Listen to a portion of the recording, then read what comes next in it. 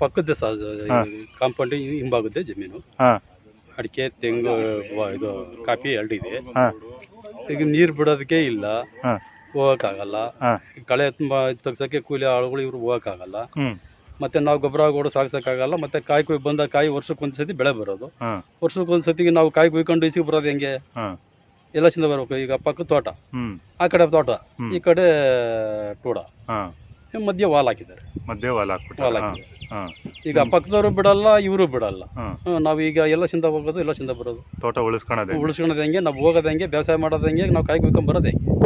ಎಷ್ಟು ದಿವಸ ಹೆಂಗೆ ಓಡಾಡ್ತಿದ್ರಿ? ಎಷ್ಟು ದಿವಸ ಮಾಮೂಲು ಎಲ್ಲ ಖಾಲಿ ಇತ್ತು. ಹ್ಞೂ ಈಗ ಅವರು ಜಮೀನು ರಾಗಿ ಬೆಳೀತಿದ್ರು, ಹ್ಞೂ ನಾವು ಹಿಂದೆ ರಾಗಿ ಬೆಳೀತಿದ್ದೋ. ಹ್ಞೂ ಈಗ ಅದು ತಪ್ಪಿಸಿರು, ಅವರು ಬೀಳ್ ಬಿಟ್ಕೊಂಡ್ರು. ಹ್ಞೂ ನಾವು ಗಿಡ ಕಟ್ಕೊಂಡು ಹ್ಞೂ ಗಿಡ ಕಟ್ಕೊಂಡು ಏನೋ ತಿಂದ ಮಾರ್ಗ ಮಾಡ್ಕೊಂಡು, ಹ್ಞೂ ಇವಾಗ ತಿಂದ ಮಾರ್ಗಕ್ಕೆ ನೀರಿಲ್ಲ, ಬೇಸಾಯ ಇಲ್ಲ, ಏನೂ ಇಲ್ಲ ಅನ್ನಂಗೆ ಆಗ್ತದೆ. ಎಷ್ಟು ಅವಾಗಿಂದಲೂ ನಮ್ದು ವ್ಯವಸಾಯ ಬಿಟ್ಟರೆ ಬೇರೆ ಉದ್ಯೋಗ ಏನಿಲ್ಲ. ಹ್ಞೂ ಅದ್ರಲ್ಲಿ ಹುಟ್ಟಿಸ್ಕೊಬೇಕು, ಅದ್ರಲ್ಲಿ ತಿನ್ಬೇಕು. ಹ್ಞೂ ಅಷ್ಟೇ ನಮ್ದು.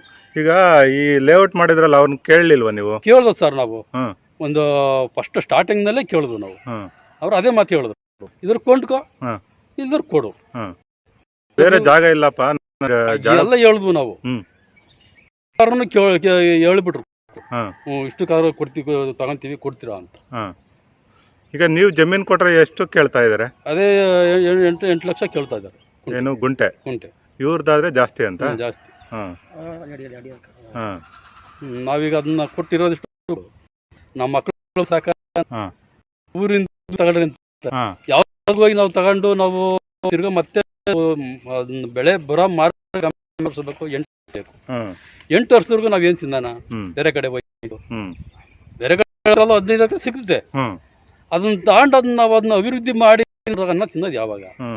ಈ ಜಮೀನ್ ಮೇಲೆ ಬಹಳ ಅಟ್ಯಾಚ್ಮೆಂಟ್ ಇದೆ ನಿಮ್ಗೆ. ಹೌದು, ಇವ್ರು ನೋಡಿದ್ರೆ ಹಿಂಗ್ ಮಾಡ್ತಾ ಇದ್ದಾರೆ. ಅದೇ ಸರ್, ಇನ್ನೇನು ನಮ್ಮ ಸಮಸ್ಯೆ ಇನ್ನೇನು ಬೇರೆ ಯಾವ್ದು ಇಲ್ಲ. ನಾವೇನು ಅವ್ರ ಮೇಲೆ ಅಪರಾಧವಾಗಿ ನಾವು ಕೇಳ್ಬೇಕು ಅಂತಿಲ್ಲ. ನಮಗೇನೋ ಲೇಔಟ್ ಮಾಡ್ಕೊಳ್ಳಿ, ನಿಮಗೆ ಜಾಗ ಬಿಡ್ಲಿ ಅಂತ ನಾವು ಕೇಳ್ತಾ ಇದೀವಿ. ಇನ್ನೇನು ಬೇರೆ ಉದ್ದೇಶ ಏನಿಲ್ಲ.